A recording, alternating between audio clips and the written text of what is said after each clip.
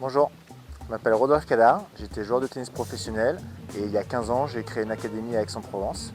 Elle est basée au Country Club Aixois et c'est la Cadar Country Tennis Academy. C'était 178e ATP et 90 à la race. J'adorais jouer le double, donc j'ai été aussi 150 en double. À l'Open 13, je me suis qualifié et j'ai atteint les quarts de finale où j'avais battu 3 top 100 dans le tournoi. Un beau souvenir en Australie où je me suis qualifié et j'ai atteint le tableau final du Grand Chelem à l'Open d'Australie. Chez moi, dans mon club à Reims, où il y avait Ilinastase et on devait toucher des cibles.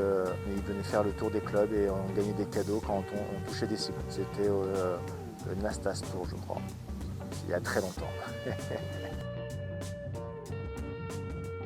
Oula, j'ai beaucoup de pires souvenirs. Souvent, dans une année, dans une carrière, on fait beaucoup de mauvais matchs. Mon pire souvenir, je crois que c'était sur un circuit satellite en Bulgarie. J'étais en demi-finale du tournoi, je mène 5-0 au troisième set et je perds 7-5 au troisième. Et c'était très dur de se retrouver en Bulgarie, d'avoir perdu ce match alors que j'aurais pu atteindre la finale. Donc ouais, c'était un putain de mauvais souvenir. Il y a plein de bons souvenirs de voyage. Il y a aussi quelquefois, c'est dur de repartir tout le temps, toutes les semaines, de repartir à l'aéroport, de repartir sur un nouveau tournoi. C'est toujours pareil, quand on est en tournoi, on a envie de rentrer un peu à la maison. Et aussi, si on a une chance incroyable de voyager dans des magnifiques pays, dans de nombreux pays, et pouvoir visiter un petit peu. Le plus beau tournoi que j'ai fait, c'est à Roland-Garros, bien sûr. On est un peu chauvin, on est français, c'est un grand chelem, le tournoi il est énorme, on joue dans des conditions exceptionnelles et c'est vraiment sympa de jouer devant notre public, de jouer devant du monde, de jouer sur des grands courts. Et donc ouais, Roland-Garros c'est un magnifique tournoi. Forcément c'est Nadal, je l'ai joué sur un tournoi Challenger, j'ai pris une bonne branlée, 6-2, 6-2, mais bon c'était impressionnant, il se déplaçait à une vitesse incroyable, il était sur toutes les balles, il jouait juste, il était déjà très très fort, il était 70e mondial je crois, et 6 mois après il gagne Roland Garros.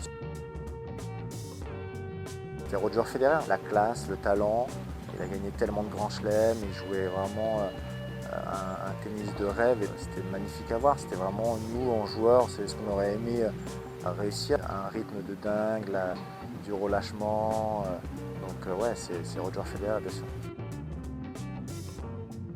C'est de ne pas tout mettre à l'entraînement, être joueur professionnel c'est un métier et il faut passer plus de temps sur le terrain, il faut passer plus de temps à la salle, il faut passer plus de temps à servir tout seul. Et voilà, c'est un métier donc il faut s'investir 6, 7, 8 heures par jour.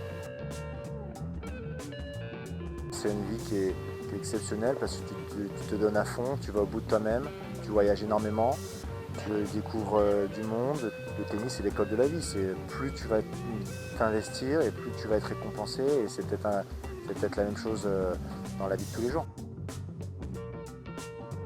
On est plus ou moins superstitieux en tant que joueur de tennis, des fois c'était un peu ridicule. Moi je marchais jamais sur les lignes.